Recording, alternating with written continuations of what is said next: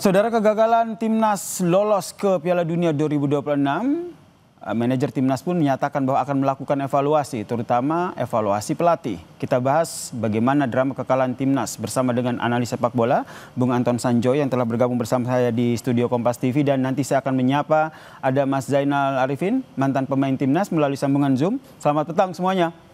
Selamat petang. Selamat petang. Oke, saya ke Bung Joy dulu. Bung Joy, tadi di paruh pertama berbincang dengan manajer Timnas, Pak Sumarji, yang langsung menyatakan bahwa akan melakukan evaluasi, terutama mengevaluasi pelatih Patrick Kluivert. Menurut Anda, ini langkah tepat? Ya, tentu harus dievaluasi. Bahkan saya kemarin mengatakan di salah satu stasiun televisi, evaluasinya menurut saya harus sangat dalam, menyangkut juga opsi penggantian pelatih. Ya. Saya agak berat sebetulnya mengatakan itu, karena sebetulnya kalau kita lihat perjalanan Patrick Kluivert dari bulan Januari sampai sekarang, itu saya tidak melihat ada perubahan yang signifikan dalam cara bermain Indonesia misalnya. Atau saya melihat begitu seringnya tim ini bergonta-ganti formasi, bukan tactical game-nya, formasi 4-2-3-1 atau 3-4-3 atau apalah, tetapi memang formasi orang-orang yang berada di dalam tactical itu. Pemain-pemainnya itu selalu berganti-ganti. Ini yang membuat saya, ini ketika melawan Arab misalnya, formasinya 4-2-3-1 oke, nggak masalah. Tapi kenapa ada misalnya ada Mark Locke di situ? Kenapa bukan Tom Haye misalnya? Pertanyaan-pertanyaan itu juga berada di masyarakat. Lalu tidak ada Nathan di formasi 2-3. Tidak pernah terjawab kenapa tidak ada Nathan. Kenapa Tom Haye tidak tampil sejak menit pertama? Dia memang tidak bisa, banyak orang mengatakan, pernah tersebut juga, dia kurang bisa bermain untuk 2x45. Tapi kenapa dia tidak bermain sebagai starter? Karena ketika melawan Arab Saudi, ketika Tom Haye masuk, ketika Ole Romeni masuk, kan perubahan dalam menyerang Indonesia sangat signifikan. Bahkan bisa mencetak 1 gol lewat titik penalti karena ada perubahan yang mendasar di sisi pergantian pemain. Jadi kalau saya bilang tadi, kalau manajer Pak Marji mengatakan bahwa harus evaluasi, termasuk evaluasi pelatih, bahkan saya bilang harus ada opsi untuk mengganti. Oke, jadi Anda tidak hanya mendorong evaluasi, tapi mendorong untuk mengganti pelatih saat ini, Patrick Kluivert, ya? Betul, karena sejak awal kan tim ini bekerja secara tim, ya. Ada 3 orang yang sebetulnya betul-betul bertanggung jawab. Patrick Kluivert, Daniel Lansat, dan Alex Pastoor.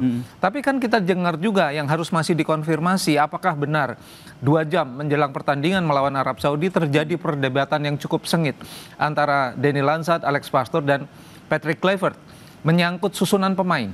Ini kan yang harus dikonfirmasi.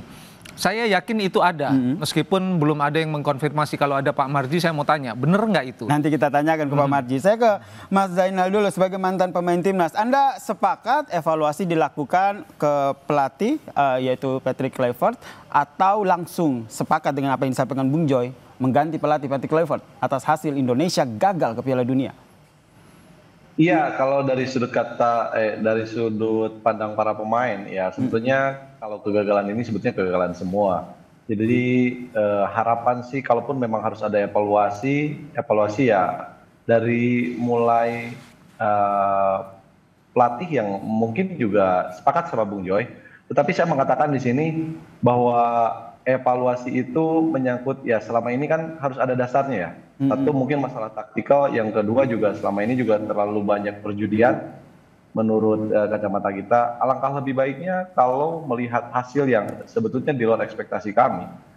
Patrick Kluivert berserta jajarannya lebih baik, lebih kesatria, dan akan mendapat kehormatan kalau dia langsung menyatakan mengundurkan diri. Oke, ada opsi beda nih dari Bung Zainal gitu, daripada di evaluasi dan dipecat, mending berbesar hati begitu untuk mengundurkan diri. Tapi tadi seperti yang Bung Joy sampaikan bahwa kalau mengevaluasi berarti ada hal yang salah dan harus diperbaiki. Betul. Ini puncaknya pada pertandingan Indonesia lawan Arab Saudi atau memang gara-gara pertandingan itu taktik Patrick Kluivert yang salah menempatkan orang-orang, atau menurut Anda seperti apa? Puncaknya memang pada pertandingan melawan Arab Saudi. Karena pertandingan melawan Irak menurut saya adalah dampak dari hasil pertandingan melawan Arab Saudi. Meskipun harus saya katakan pertandingan melawan Irak jauh lebih bagus daripada pertandingan lawan Arab Saudi. Dalam cara bermain, dalam susunan pemain, dalam taktikalnya.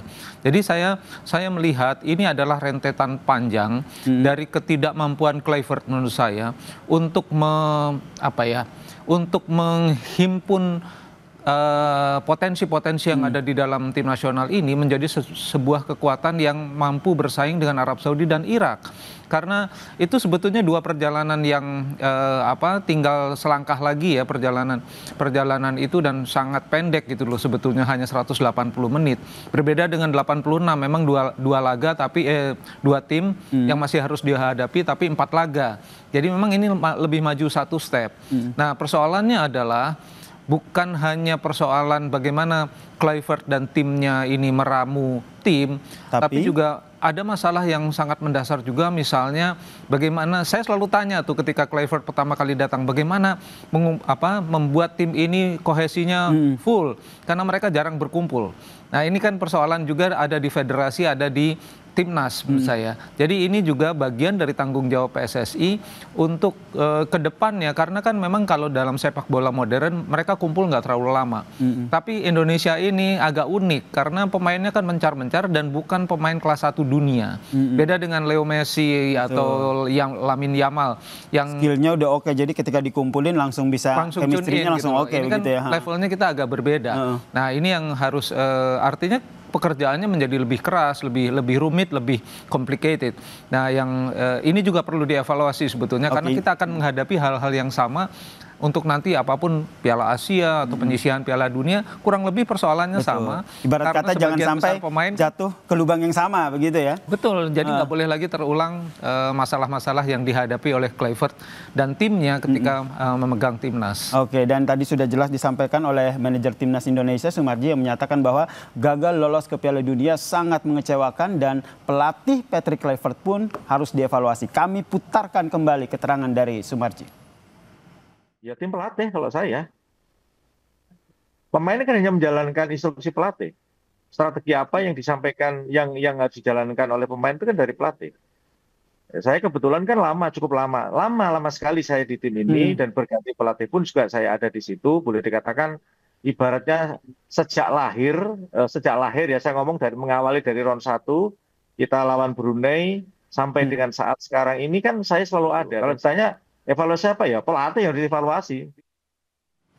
Saya ke Mas Zainal. Mas Zainal, Anda juga apakah melihat hal yang berbeda bahwa memang evaluasi ini dilakukan karena kemarin kegagalan Patrick Kluivert dalam menempatkan taktik saat melawan Arab Saudi? Ya, kalau kegagalan kita tidak berbicara di masalah pertandingan kemarin aja ya. Kita berbicara masalah walaupun sempat ada hasilnya bagus, tetapi secara permainan kita tidak terlihat seperti apa. Game modelnya itu seperti apa. Seperti yang dikatakan oleh manajer Pak Sumardi bahwa itu adalah evaluasi. Ya, memang itu hak prerogatif seorang manajer ya, karena itu pertanggungjawabannya kepada seluruh rakyat Indonesia tentunya.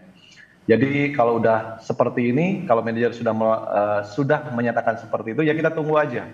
Dan alangkah lebih baik yang saya sampaikan tadi gitu, seorang pelatih kalau sudah dinyatakan gagal, lebih baik ya secara kesatria lebih baik mundur secara terhormat mungkin ya. Jadi Anda mendorong ya, menyatakan bahwa Patrick Kluivert, Anda sudah gagal membawa Indonesia ke Piala Dunia 2026 dan sebaiknya Anda mengundurkan diri, begitu ya? Iya, Gini ya, karena memang ekspektasi rakyat Indonesia berharap timnas kita itu bisa berbicara di event dunia, yang tadinya juga optimisme yang sangat menjunjung, maksudnya optimisme yang diharapkan. Mungkin saya, Bung Anton juga sependapat di situ. Masyarakat Indonesia berharap ya timnas kita bisa berbicara lebih di level yang lebih tinggi. Tetapi ya itu tadi gitu kan, ekspektasinya, harapannya tidak sesuai.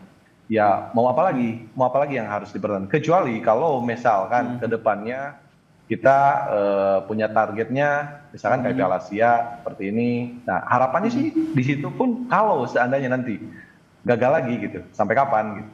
Ya, Betul, tentu saja kita berharap ini tidak terulang lagi begitu ya. Kekecewaannya Ya. cukup sampai di pertandingan melawan Irak kemarin ya. Pertanyaan yang sama ke dua narasumber saya ke Bung Zainal sendiri. Menurut Anda apakah Ketum PSSI Erick Thohir harus segera menyampaikan pernyataan resminya terkait dengan evaluasi yang dilakukan sehingga bisa ya sedikit mengobatilah kekecewaan publik terhadap hasil timnas ini? Iya, kalau menurut saya sih apa yang disampaikan manajer Pak Sumardi itu juga mewakili dari Pak Erick Thohir sebagai Ketua Umum PSSI, karena mau bagaimanapun statement yang sudah disampaikan itu sesuatu hal yang sudah disepakati sepertinya ya. Kalaupun misalkan ada statement lain silakan, karena itu mungkin kita sebagai penonton nih sekarang, sebagai penikmat sepak bola, ya kita ingin menunggu seperti apa sih evaluasi yang akan dilakukan oleh PSSI itu sendiri. Oke, Bung Joy. Ya, sebetulnya masih banyak pertanyaan publik. Saya pun mungkin juga ada pertanyaan-pertanyaan besar. Yang harus dijelaskan oleh Patrick Kluivert adalah apa sih kendalanya untuk menghandle kumpulan pemain yang sekarang menurut saya ini adalah yang terbaik yang kita punyai. Terlepas apakah dia pemain diaspora atau bukan, tapi ini adalah sekumpulan pemain yang terbaik sekarang. Dengan modal seperti ini sebetulnya kita melihat bahwa ada dalam tanda kutip ketidakmampuan dia untuk mengelola sumber daya yang sudah sangat baik ini menjadi sebuah tim yang andal. Ini kan yang kita nggak pernah lihat backbone-nya ini benar-benar dimainkan secara dengan taktikal yang benar-benar fix. Dan kemudian kalau taktikal A tidak jalan, ada taktikal B, ada taktikal C. Dan kelihatan dengan sejumlah lawan misalnya. Saya tidak menghitung lawan Australia dan Jepang. Itu sangat tidak saya masukkan karena situasinya sangat tidak ideal. Tapi pertandingan katakanlah lawan Libanon, lawan Cina, lawan Bahrain, itu saya tidak melihat tim ini semakin lama semakin baik.